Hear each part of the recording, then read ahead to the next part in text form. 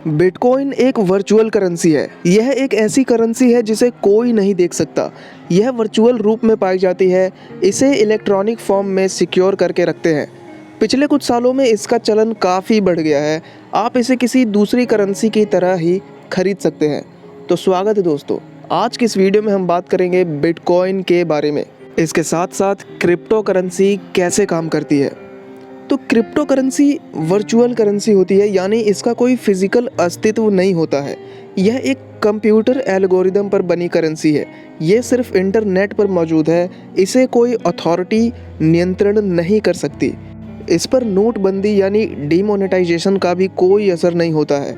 दुनिया में कई क्रिप्टो करेंसी है, जैसे बिटकॉइन, रेडकॉइन, इथेरियम, रिपल और मोनेरो। इसमें मुनाफा काफ़ी होने की वजह से दुनिया में ये काफ़ी ज़्यादा लोकप्रिय है।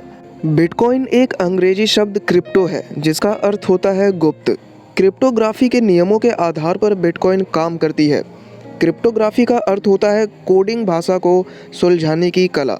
बिटकॉइन को बिटकॉइन वॉलेट में सेव करते हैं। इसे हम एक सुरक्षित ऑनलाइन ट्रांजैक्शन करने के लिए उपयोग करते हैं। ये 0 और 1 के सीरीज़ में आती है। इसे बड़ी बड़ी कंपनियों ने एक्सचेंज के रूप में अपनाया है, जैसे माइक्रोसॉफ्ट, टेस्ला आदि। इसको 2008 में सातोशी नाकामोतो ने बनाया था, लेकिन 2009 में इसे ओपन सोर्स सॉफ्टवेयर के रूप में लॉन्च किया गया। इसकी सबसे छोटी यूनिट सातोशी है। एक bitcoin equal to 10 crore Satoshi है। सातोशी नाकामोतो को बिटकॉइन का फाउंडर कहा जाता है। आज लगभग 1000 प्लस क्रिप्टो करेंसी मौजूद है, लेकिन इसमें से कुछ ऐसे हैं जिनका प्रयोग सबसे अधिक होता है। इथर और इथेरियम। इसका प्रयोग इंटरचेंज करेंसी के रूप में किया जाता है। इथर एक तरह का टोकन होता है। इसका प्रयोग इथरम ब्लॉकचेन के अंतर्गत लेन देन के लिए किया जाता है। लाइटकॉइन।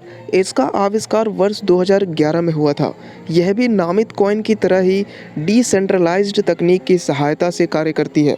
डैश क्रिप्टो करेंसी का आविष्कार वर्ष 2014 में हुआ था। शुरुआत में इसे डार्क कॉइन भी कहते थे। यह मास्टर नोड नामक नेटवर्क की सहायता से कार्य करता है। यह नेटवर्क बिटकॉइन से अधिक तेज और प्रभावशाली है। Z cash. इसका वर्चुअल अक्टूबर 2016 में शुरू हुआ था। यह इस क्षेत्र में एक नई तरह की करेंसी है। इसके प्रयोग के दौरान सारे इन्फॉर्मेशन एनक्रिप्ट हो जाते हैं, फिर भी इसका प्रयोग डबल स्पेंड के लिए नहीं किया जा सकता। बिटकॉइन प्रोड्यूस करना इतना आसान नहीं है। इसमें काफ़ी ज़्यादा मेहनत लगती है। ये माइनिंग मेथड से आई एक इलेक्ट्रॉनिक मुद्रा है, जिसके कारण इसकी कीमत बढ़ जाती है। माइनर गणितीय और क्रिप्टोग्राफिक समस्याएं को सुलझाते हैं। इस समस्याओं को सुलझाने पर माइनर को बिटकॉइन ब्लॉक के रूप में रिकॉर्ड करते हैं। माइनिंग प्रोसेस लंबा होता है। अब बात करते हैं बिटकॉइन में व्यापार कैसे करते हैं। बिटकॉइन डिजिटल वॉलेट में सेव होती है। इसकी कीमत हर जगह एक सी नहीं रहती है। इसकी कीमत अस्थिर होती है। ये दुनिया भर की गतिविधियों पर निर्भर करती है। क्रिप्टो ट्रेडिंग का कोई तय समय सीमा नहीं होता है। इसकी कीमत में उतार चढ़ाव आते रहते हैं। बिटकॉइन में ट्रेड करने की शुरुआत 2011 में हुई थी। इसके लिए उपयोगकर्ता को पहले अकाउंट बनाना होता है। ईमेल पुष्टिकरण और खाता वेरिफिकेशन के बाद आपको व्यापार विधि का चुनाव करना होता है। ट्रेडिंग के लिए बिटकॉइन ट्रेडिंग कार्ट है। इसमें बिटकॉइन की कीमत के रिकॉर्ड्स होते हैं। बिटकॉइन में निवेश करना सुरक्षित है या नहीं, तो इस पे 2013 में आरबीआई ने प्रेस विज्ञप्ति में ये कहा था कि इसकी आधिकारिक अनुमति नहीं है, लेकिन इसमें कुछ जोखिम होते हैं। अगर आप अपना पासवर्ड भूल जाते हैं तो आप अपने पैसे हमेशा के लिए खो देंगे। कई बार बिना किसी चेतावनी के बिटकॉइन की कीमत एक ही दिन में 40 से 50% तक गिर जाती है।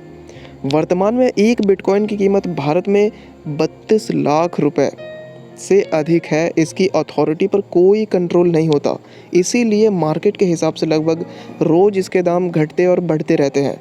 बिटकॉइन के लाभ की बात करें तो बिटकॉइन को दुनिया भर में कहीं भी और किसी को भी भेज सकते हैं। इसका अकाउंट ब्लॉक नहीं किया जा सकता, जैसे कभी कभी बैंक अकाउंट ब्लॉक कर दिए जाते हैं। अंतर्राष्ट्रीय लेन देन में इसका उपयोग कर सकते हैं और इसमें ट्रांजैक्शन फ़ीस लगती है। अधिकतर देशों में ये लीगल नहीं है, इसीलिए इसका उपयोग बिना किसी एक्स्ट्रा कीमत के भी किया जा सकता है। इसके साथ साथ बिटकॉइन के नुकसान भी है। इसका सबसे बड़ा नुकसान यह है कि अगर आपका डेटा हैक हो जाए और रिकवर ना हो पाए या आप अपना पासवर्ड भूल जाते हैं तो आप अपने सारे बिटकॉइन गंवा देंगे। इस पर किसी भी अथॉरिटी का नियंत्रण नहीं है, जिस कारण से इसको अवैध चीज़ें खरीदने के उपयोग में लाया जा सकता है। अब बात करते हैं भारत में बिटकॉइन के भविष्य के बारे में। तो भारत में बिटकॉइन का भविष्य कैसा होगा, इस पर अभी चर्चाएं गर्म है, क्योंकि कई देशों ने बिटकॉइन को बैन कर दिया है। भारत में भी इसे बैन करने पर बात उठी थी, लेकिन उस पर बात नहीं बन पाई।